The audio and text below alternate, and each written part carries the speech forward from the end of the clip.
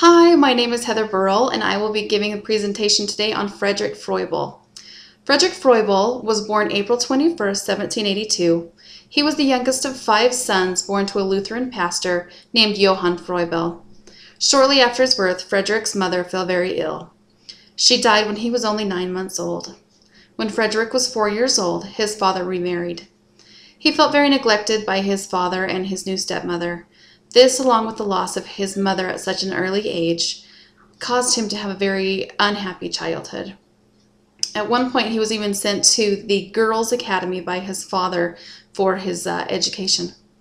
As Friedrich grew up, he spent 5 years living with his maternal uncle, Herr Hoffmann. Here he attended the local school. Through his growing up years, Friedrich experimented with several occupational options. While staying with his uncle, he was an apprentice to a forester and a surveyor. He also attended the University of Jena, and he studied architecture. He took teaching jobs, studied languages and science at the university, and even became interested in geology and mineralogy. In 1805, he was hired at the Pestalozzian Model School as a teacher. To prepare for this new position, he was sent to take a course with Johann Pestalozzi. Froebel really liked Pestalozzi's view on teaching. Pestalozzi believed in the respect and dignity of children. Friedrich knew that he wanted to base his own teaching philosophies on those ideas. He also liked Pestalozzi's teachings for forms, numbers, and name lessons. In 1816, Froebel started the Universal German Education Institute. In 1818, Froebel married Henrietta Hofmeister. She was his companion up until her death in 1839. Friedrich went on to marry Louise Levin in 1851. In 1831, Friedrich started an institution in Switzerland, then relocated to Willisau. He then ran an orphanage and a boarding school. Friedrich returned to Germany in 1837 and started a new type of school, a children's garden or kindergarten. This was a school for 3- and 4-year-olds. The term garden meant both a garden for children, where the children met in the environment, and a garden of children, where they played together and expressed themselves in groups with the kids their same age. Froebel believed that children are like tiny flowers. They are varied and need care, but each is beautiful alone and glorious when seen in the community of peers. Froebel believed that the kindergartner's main focus should be play. He believed that play was how children expressed their innermost thoughts, needs, and desires. His views were in stark contrast to those of the traditional teaching methods. Froebel encouraged the children to play and to learn at the same time. Role-playing helped the children imitate the adult vocational skills and help them socialize. It encourages the children to interact with each other, and they were guided with love from their teacher. Froebel developed a series of gifts of occupation that he used for kindergarten. I have actually just some that my son was just recently playing with. These most people will probably have in their own house. This one happens to be a green one, but most of the educational tools that they used at the time were just plain wood colored. They didn't have any paint on them, and they were just kind of like this, really smooth, and they had different gifts, and I'll explain that further. But even though nowadays we still use very much of these same kind of tools and early educational things for the kids. These gifts, like these I was just talking about, included spheres, blocks, and miscellaneous shapes. The children could create with these. They could also do geometric and architectural designs.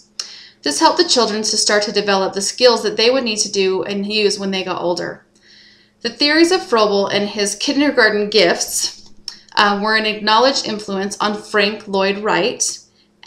He was a famous architect, and he's actually quoted as saying, "The maple wood blocks, they are in my fingers still today."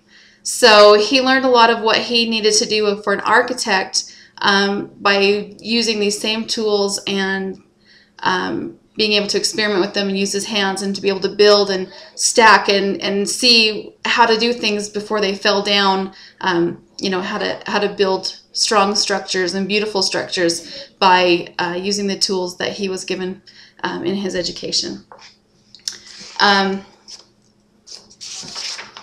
Friedrich Froebel was a new wave thinker when it came to education.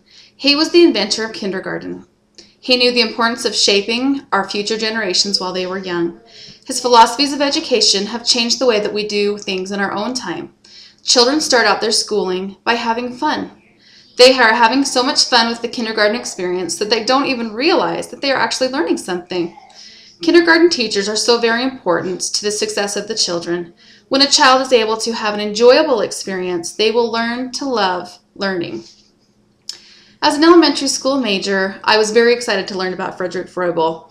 I found a video and instructions on how to make a Froebel star. I have not been able to master that yet, but hopefully others will have a chance to look at it and see if they can learn how to do it better than I did, because I didn't do very good at it. But I'm going to attach a link to that.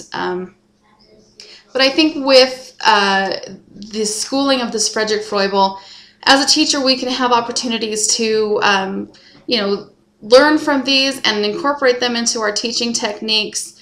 They are wide encompassing. We have lots of choices that we can do. We can incorporate them into our teaching lessons, no matter the age. If it is kindergarten or if it's all the way up to college and we're teaching a physics class, you can talk about the physics of these blocks and how to make them work, and you can incorporate them into a lot of your different lessons plans. I also think that Friedrich Froebel is a good example of just because you start off in one career doesn't mean that that's the career you have to go to. He started off with many different options and very different career paths that he could have gone on, but he kept getting drawn back to that of education. And I think that many of us have, I'm in that situation right now where I have been drawn back into it, and I'm finishing up, and hopefully I can be an inspiration to others like he was. Thanks.